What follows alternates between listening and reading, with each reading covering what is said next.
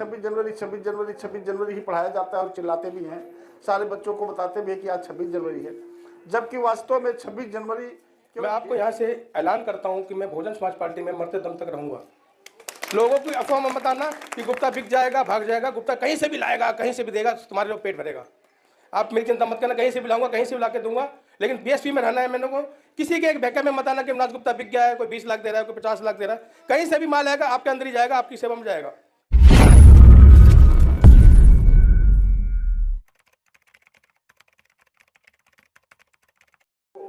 सादर नमन करते हुए मानव काशीराम साहब जो बहुजन समाज पार्टी के संस्थापक, उनको सादर नमन करते हुए आज रत्न बौद्ध विहार चूना भट्टी में जो आप लोगों ने कार्यक्रम रखा है, बहुजन समाज पार्टी के माध्यम से 26 जनवरी गणतंत्र दिवस का, साथियों इसके लिए आप लोग को बहुत बहुत साधुवाद, बहुत बहुत बधाई।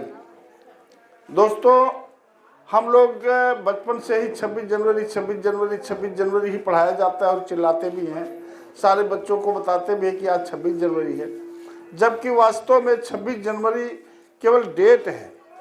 26 जनवरी केवल डेट है, असल में इसको गणतंत्र दिवस बोलते हैं और संविधान दिवस बोलते हैं। मेन तो इसको संविधान दिवस बोलते हैं क्योंकि देश हमारा सन 1947 में आज़ाद जरूर हुआ था, लेकिन पूर्ण आज़ादी हमें सन 1950 में मिला, जब हमारा बाबा साहब का बनाया हुआ संविधान इस देश में लागू हुआ। जब सन 1950 में हमारा संविधान लागू हुआ, उसी दिन से हम लोग इसको संविधान दिवस के रूप में मनाते हैं। तो साथियों, आप लोग को पता ही है कि संविधान बनने से पहले यहाँ मनोविधान चलता था।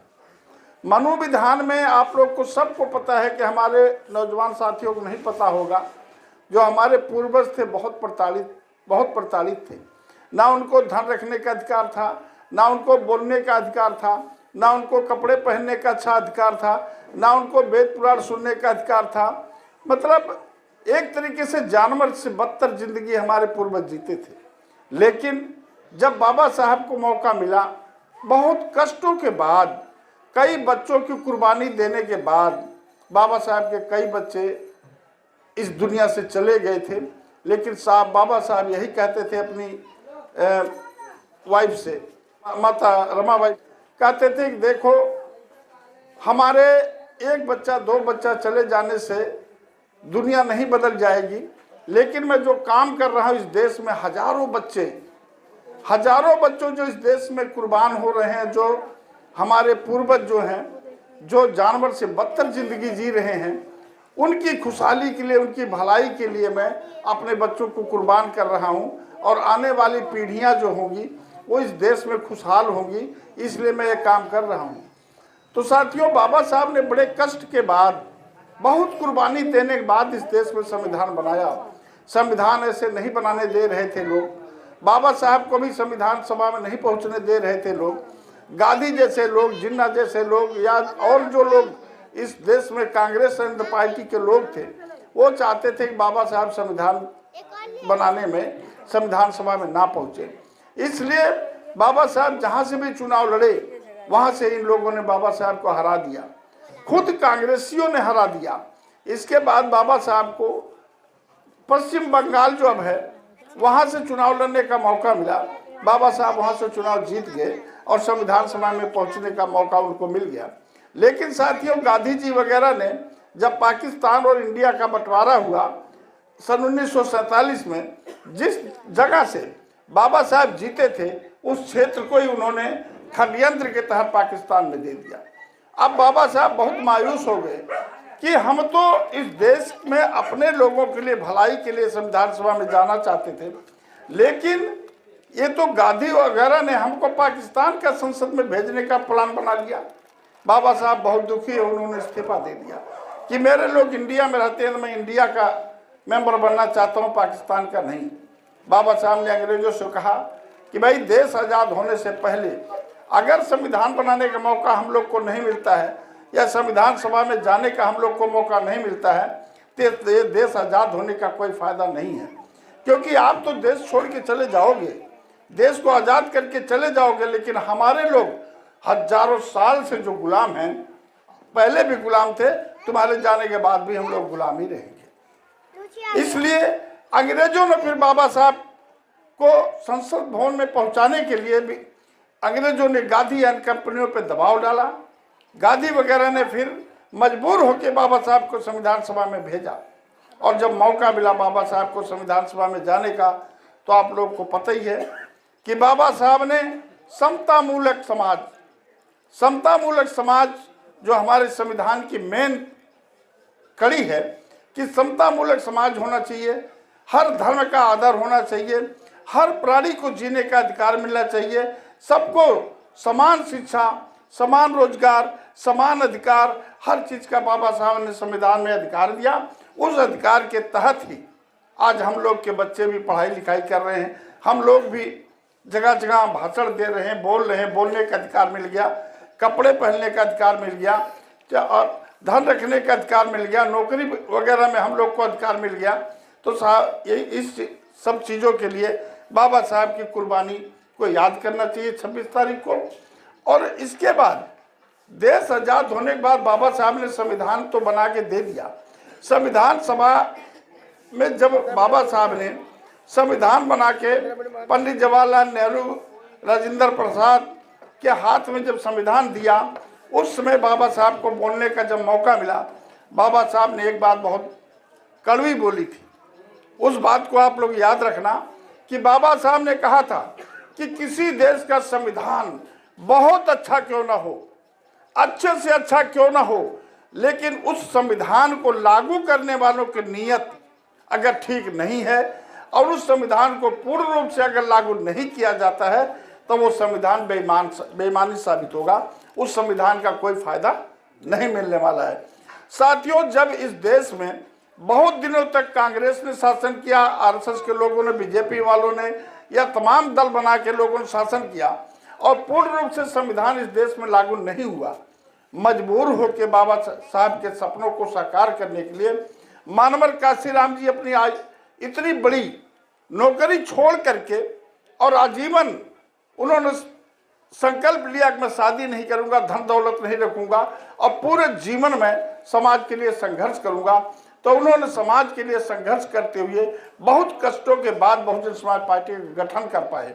जब बहुजन समाज पार्टी का गठन हुआ तो लोग यही कहने लगे कि भाई इतनी पार्टियां थी, काशीराम जी आप किसी पार्टी को ज्वाइन कर लेते। तो साहब का यही कहना था कि भाई हम पार्टी कैसे ज्वाइन कर लेते, आप लोग तो संविधान लागू नहीं कर रहे हो, ना हमारे लोग को मौका दे रहे हो, और आपकी पार्टियों में जो हमारे लोग जीत के जाते हैं वो आपके चमचा बन जाते हैं।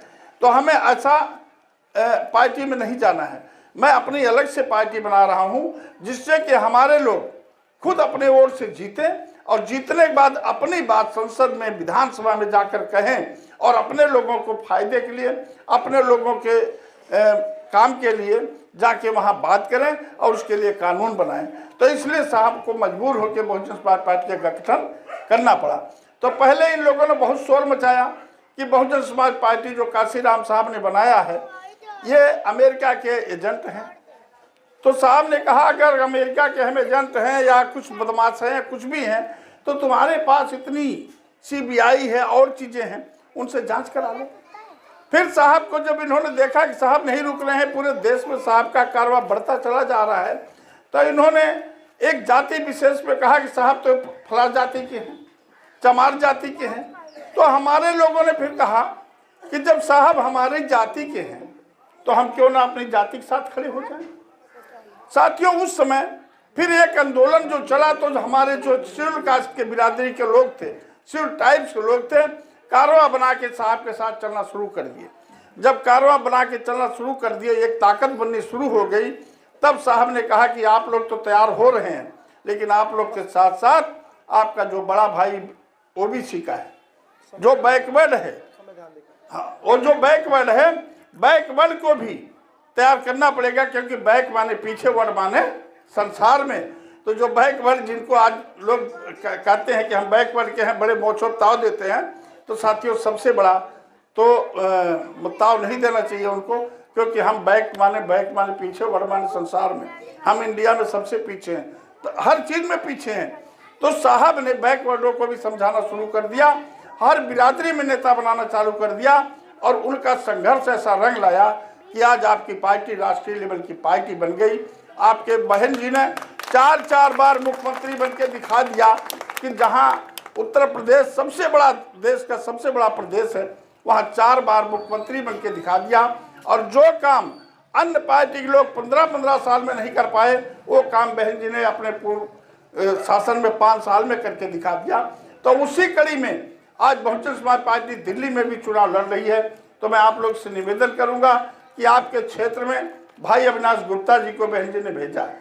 अब आप लोग, कई साथी ऐसे मिलते हैं जो कहते हैं कि अविनाश गुप्ता ही चुनाव लड़ रहे हैं, दूसरा कोई क्यों नहीं आया। अरे साथियों, मैं आप लोग से बहुत गुजारिश करूंगा, विनती करूंगा कि अविनाश गुप्ता जैसा साथी आपको मिलेगा नहीं। अन्य लोग तो आते हैं, चुनाव लड़ते हैं, चले जाते हैं, लेकिन एक अविनाश गुप्ता ऐसे है सुख दुख में, और चुनाव हारे या जीते, सुख दुख में हर चीज में आप लोगों के साथ खड़े हैं। तो जब आपके साथ खड़े हैं तो हमारा भी फर्ज बनता है कि कंधे से कंधा मिला के हम अविनाश गुप्ता का साथ दें। और हमें अविनाश गुप्ता को नहीं देखना है। साहब काशीराम कहते थे कि आप प्रत्याशी को मत देखिए कि कौन प्रत्याशी आपका चुनाव लड़ रहा है, आपको क्यों ले देखना है कि आपके क्षेत्र में हाथी वाला झंडा घूम रहा है और आपका चुनाव चिन्ह हाथी है, तो आप हाथी को वोट दे रहे हो, अविनाश गुप्ता को वोट नहीं दे रहे हो। तो साथियों, मैं निवेदन करूंगा कि आने वाले 5 तारीख को आप लोग जो हाथी का चुनाव चिन्ह है उसका बटन दबाएं और भारी मतों से अब की बार अविनाश गुप्ता को विजयी बनाएं। यही मैं आप लोग से अपील करूंगा। जय भीम, जय भारत। जय भीम, जय भीम, जय भीम, जय भीम, जय भीम। आवाज थोड़ी कस के आनी चाहिए। अविनाश गुप्ता आ गया है मोती नगर विधानसभा में। सभी महापुरुषों को कोटि कोटि नमन करते हुए, अम्बेडकर जी को अपना भगवान मानते हुए, काशीराम साहब को अपना प्रेरणा लेते हुए, मायावती जी को अपनी बहन जी को अपना नेता मानते हुए, मैं आपको यहाँ से ऐलान करता हूँ कि मैं बहुजन समाज पार्टी में मरते दम तक रहूँगा। लोगों की अफवाह में मत आना कि गुप्ता बिक जाएगा, भाग जाएगा। गुप्ता कहीं से भी लाएगा, कहीं से भी देगा, तुम्हारे लोग पेट भरेगा। आप मेरी चिंता मत करना, कहीं से भी लाऊंगा, कहीं से भी ला के दूंगा, लेकिन बीएसपी में रहना है मैंने को। किसी के एक बहका में मत आना कि अविनाश गुप्ता बिक गया है, कोई 20 लाख दे रहा है, कोई 50 लाख दे रहा है। कहीं से भी माल आएगा, आपके अंदर ही जाएगा, आपकी सेवा में जाएगा। आप लोग यहाँ से कसम खाओ सब मिलके कि मैंने अविनाश गुप्ता को जितवाना है, संविधान, अपने संविधान को बचाना है, अम्बेडकर जी के संविधान जी को बचाना है, हमने अविनाश गुप्ता को जिताना है, बहन जी को मजबूत करना है। आप कसम तो खाओ एक बार। जय भीम, जय भीम। किसी के बहकावे मत आओ, किसी के बहकावे मत आओ।